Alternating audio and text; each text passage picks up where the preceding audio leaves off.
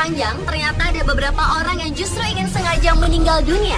Tapi yang lebih mengejutkan, ternyata kematian mereka tidak sungguh-sungguh terjadi alias hanya sebuah rekayasa. Pseudocide atau kematian palsu itu mereka lakukan karena beberapa alasan, seperti menghindari hutang, ingin populer, hingga karena alasan ingin memulai hidup baru menjadi seseorang yang baik, karena selama ini dikenal sebagai orang jahat. Dan dari banyak orang yang memalsukan kematiannya, berikut On The Spot merangkumnya dalam 7 kasus kematian yang palsu.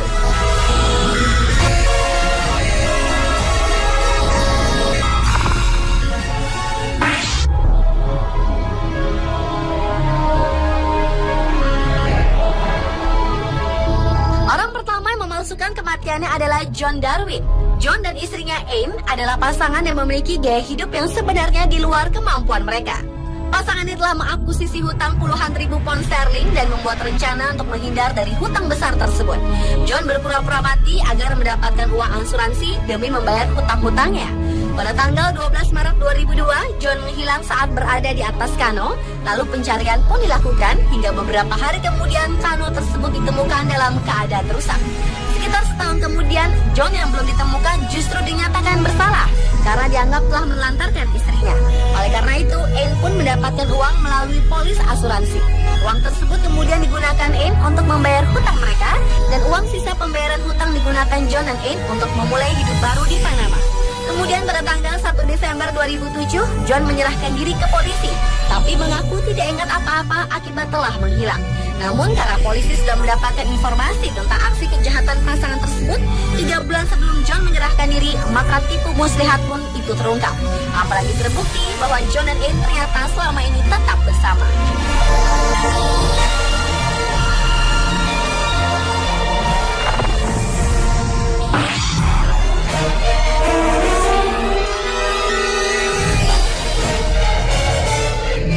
Selanjutnya adalah Ken Kesey, seorang penulis asal Amerika Serikat yang terkenal dengan bukunya yang berjudul When Flew Over the Cuckoo's Nest. Awalnya, Ken bergabung dengan program percobaan CIA atau Dinas Rahasia Amerika Serikat terhadap salah satu jenis obat-obatan yaitu LSD. Namun kemudian setelah bukunya diterbitkan, Ken terus menggunakan narkoba hingga akhirnya terlibat dengan Timothy Leary, seorang psikolog yang menangani penggunaan narkoba. Pada tahun 1965, Ken ditangkap karena memiliki ganja. Untuk dapat keluar dari penjara, Ken pun memalsukan kematiannya. Dengan bantuan teman-temannya, Ken pun berpura-pura menabrakkan truknya agar tampak seperti bunuh diri yang rumit. Kemudian ia pun melarikan diri ke Meksiko selama 8 bulan. Namun saat memutuskan kembali ke Amerika Serikat, ia ditangkap dan kemudian dipenjara selama 5 bulan.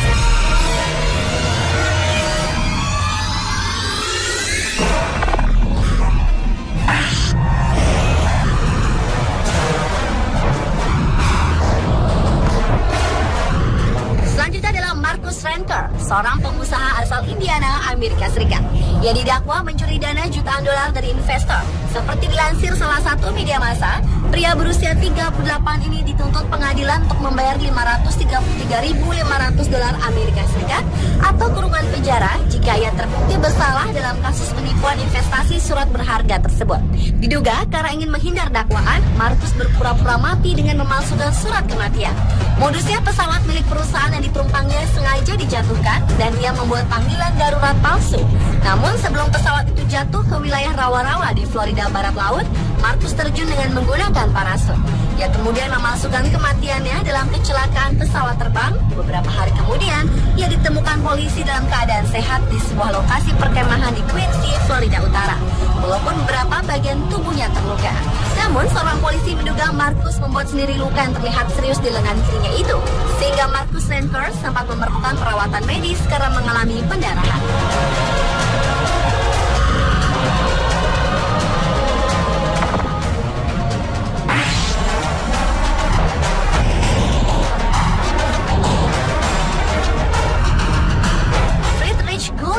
Adalah seorang pianis berbakat asal Austria.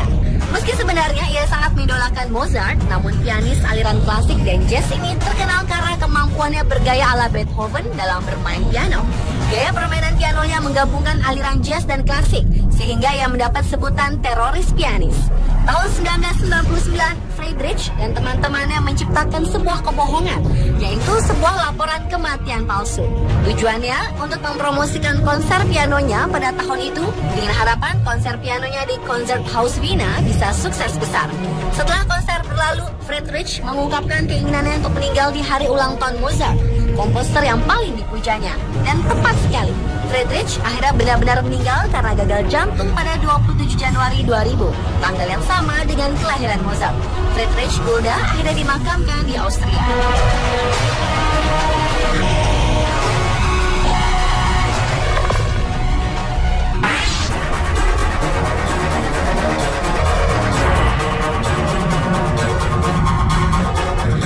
Seorang politikus juga pernah ada yang memalsukan kematiannya. Salah satunya seorang menteri di Inggris itu bernama John Stonehouse. Berawal saat John mendapat kabar bahwa Departemen Perdagangan dan Industri sedang mengusut kasus pencurian uang.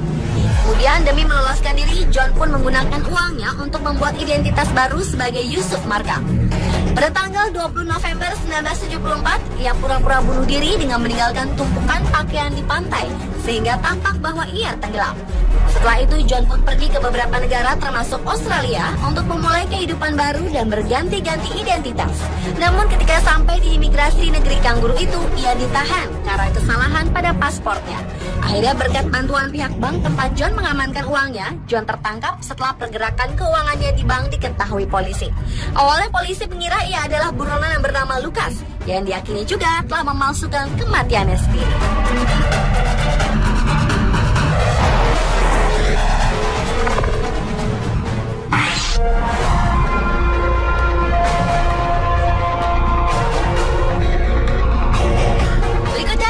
Byron Shane Carpenter, seorang yang sempat menjadi buronan karena menabrak seorang wanita hingga tewas akibat mengendarai kendaraan dalam keadaan mabuk. Saat masih menjadi tersangka, pria yang saat peristiwa terjadi berusia 30 tahun itu mencoba meloloskan diri dari jerat hukum dengan memberikan surat keterangan kematian palsu. Berita tersebut pertama kali diketahui oleh pengacaranya sendiri melalui telepon istri Byron. Kemudian disusul surat keterangan yang menyatakan bahwa Byron tewas dalam kecelakaan yang fatal. Namun ternyata pihak yang berwajib termasuk pengacaranya sendiri tidak mudah begitu saja dibohongi. Surat kematian itu diusut kebenarannya. Dan benar saja kematian palsu Byron akhirnya diketahui dan ia pun kembali berhadapan dengan hukum. Sementara pengacaranya sendiri tidak ingin lagi membelanya karena penipuan yang dilakukan kliennya itu.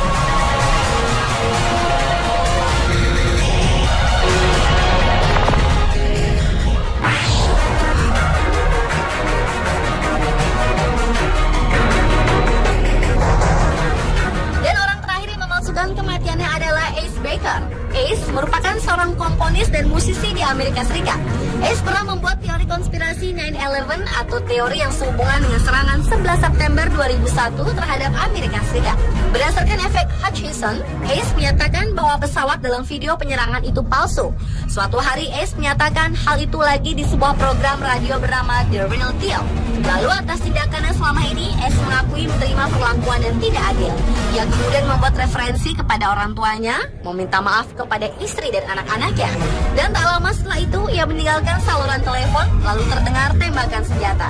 Banyak orang yang mengira Ace telah tewas. Namun setelah tindakannya itu, Ace justru menyebut aksi mengejutkannya itu sebagai sebuah seni pertunjukan.